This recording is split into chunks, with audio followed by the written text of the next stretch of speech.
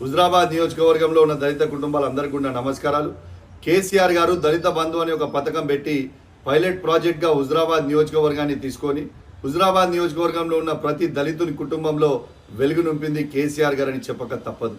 మరియు ప్రభుత్వం మారిన తర్వాత, కాంగ్రెస్ ప్రభుత్వం వచ్చిన తర్వాత రేవంత్ రెడ్డి గారు దళిత బంధుని రెండో విడతని హుజరాబాద్ నియోజకవర్గంలో ఆపడం జరిగింది.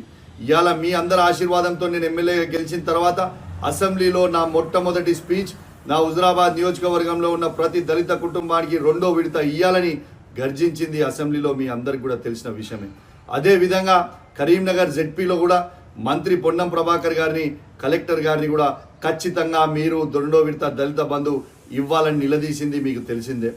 దాంతోపాటు హుజరాబాద్ నియోజకవర్గంలో ఉన్న నడి బొడ్డున ఆ రోజు మీ అందరి సమక్షంలో ఇవాళ ధర్నా చేసి పోలీసుల లాఠీ దెబ్బలు తిని కేసులు పెట్టింది కూడా మీ అందరికి కూడా తెలిసిన విషయమే.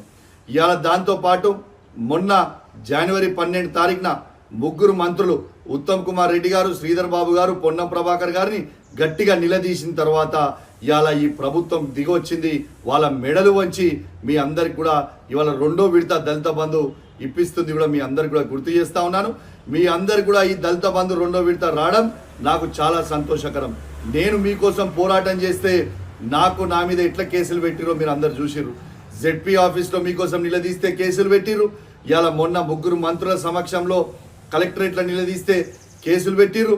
హుజరాబాద్ నడి బొడ్డున మీకోసం ధర్నా చేస్తే లాఠీ దెబ్బలు తిన్నా నా మీద కేసులు పెట్టింది కూడా మీ అందరికి కూడా తెలిసిందే అని చెప్పి సందర్భంగా తెలియజేస్తూ మరొకసారి మీ వాళ్ళ ప్రభుత్వం మెడలు వంచి మీ అందరికీ దళిత బంధు తెచ్చినందుకు నాకు చాలా సంతోషంగా ఉందని చెప్పి సందర్భంగా తెలియజేస్తూ సెలవు తీసుకుంటా ఉన్నాను. జై తెలంగాణ, జై కేసీఆర్.